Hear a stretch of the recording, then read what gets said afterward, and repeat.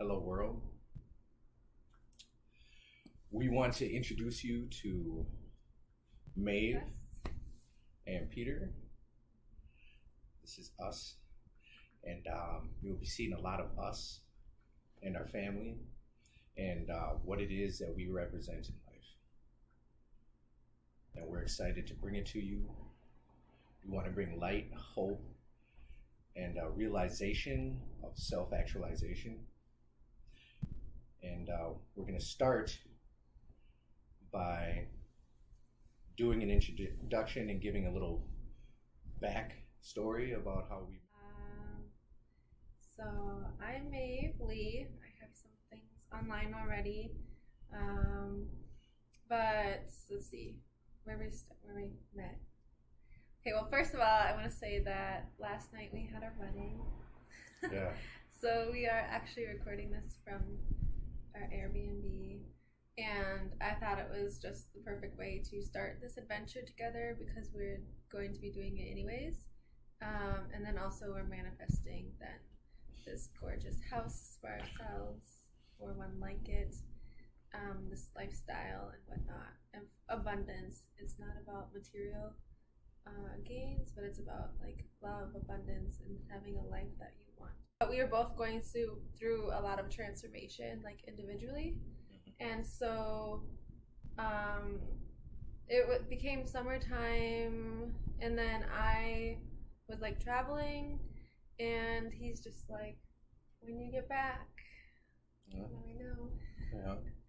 And I was excited because I've always admired your strength and your beauty, and have a lot of respect for what you do and your big heart, those dreamy eyes. Mm-hmm. You have dreamy eyes. And when I knew it was a possibility, I've never felt so elated in my life. Yeah. And really, it was a symbolism of how when you are vibrating or at the right frequency, and I think a lot of it has to do with love, and we'll get more in depth in these kind of conversations as we go along. But I realized that I was filled with love, and it attracted the love of my life, So, and you'll probably see us get lost in each other's eyes a lot. And this correlates to what we want to do as well for everyone else is once you find yourself on your own path, then you can attract the love that you're hoping for and wishing for, but you really can't. And it's divine. It's not like maybe sometimes we have this idea of who or how we're going to meet our person, and that's not always true. Like our own mental planning of things doesn't always work out the way we want it or the way we think it's going to. So it's learning to kind of follow the divine messages and path and like trusting that. And I think it's in both of our abilities, because we both have a strong spirituality with the divine, that like I trust that. And so even though we had only met and really gotten to know each other this and what people would say is a short time, it doesn't feel that way because it's very deep and it's very true, and there's no doubt or no reservations. And I know, especially for myself, I never really believed in seeing somebody and knowing that they were your true love or in true love at all. Like I thought it was I really didn't believe that it existed because I've been through a lot of relationships that I've tried to force, and that's what I think Maeve is really touching on, is we try to create and force, and we have all this programming that tells us what it is, and the environment that we create and the situations at a movie or whatever that create this environment for love, and it's not like that at all. Sure, it might for some people, but that environment needs to be created within before it can ever be created outside of yourself. So that's important. Yeah, for sure. because we didn't have like, I mean, we don't have much right now, and so like I sold my house and like was living like traveling out of my car. So a lot of the first few weeks that we were even together, I mean, because once we experienced each other on that level, we are just like, okay, I don't want to be away from you. And once we did that, like we were camping together. Like that's all we had really, is just like ourselves and our kids and like a car full of stuff. So I'm excited to see where we go from there. And if you want to talk about real trials and kind of a boot camp of where your relationship would be, try that. Go camping with a dog, kids, you know, and cooking over a campfire or whatever. Try that and really not have anywhere to go until it was manifested to be so. Yeah. And see and test out how much you really care about somebody, or really and how much you really care about yourself, what you're willing to go through to realize that you really want to walk a path in life. Yeah.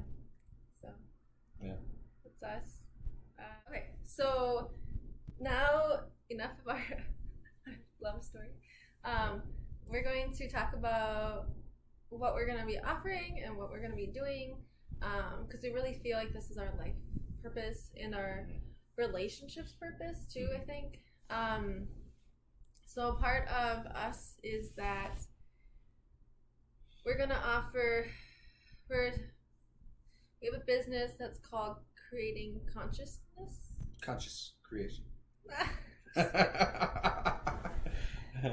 What was that? Conscious creations. Okay. Yeah. Conscious creations. Yeah. And in that, it's everything that kind of like we like have in our heads, because we have so much in our heads. It's like, you know, I think if you're an entrepreneur or a creative person, like that's just maybe a given, but sometimes that can be like hard to kind of like pin down into certain things or things to offer other people. So we're going to try to do that under this umbrella of conscious creations. The tongue twister. Yes. So he'll have his own offerings, I'll have my own offerings, and then we'll have together offerings. And the together offerings are divine feminine and masculine circles. So what that looks like is women healing their divine feminine, men healing their divine masculine. And then also, so like doing that in individual groups, and then also having groups together to do that together, helping couples, families really reconnect on a deep divine level. And so that does take some, you know, spirituality, as in like I believe in something greater than myself. It doesn't have to be any certain type of religion or anything. But it does have to be like I'm connecting to my divine purpose and my divine spirit in this human body. So I think that that's just the gist of that. So yeah, and I think understanding that is kind of the foundation for our love. You know, trying to have that perfect balance, the yin and the yang, so to speak. And then so then with the circles and the masculine and the feminine, we're also doing a wellness center. And in this wellness center, we really we help people with traumas in general. And a lot of people like to talk about chemical addiction, when in life there's all sorts of addictions that really stunt people's spiritual growth and personal growth. And that whether that's TV or video games or sex or food, and of course drugs and alcohol, which everybody knows plenty about, even anger, toxic relationships, all these things that people cling on to. And what we want to do is we want to teach people about their true selves, mind, body, and soul, about the energies that they have, and we want to just bring them to the light so that they can realize their full potential and not feel like they're trapped in this cycle of life. Mm-hmm. And I think in this we're gonna teach some life skills. And in the life skills, when you're learning these new skills, you know, it can be frustrating, and a lot of times our pre-programmed trauma behavior will pop out, and that will give us an opportunity to help people kind of steer themselves in the right direction to what they want to be and where they want to go, instead of falling back into automatic responses. So I mean, there's a lot more to it, and I could talk about it for days. Mm-hmm. And so I'm gonna just leave it at that for now, and leave the rest as a surprise. Mm-hmm.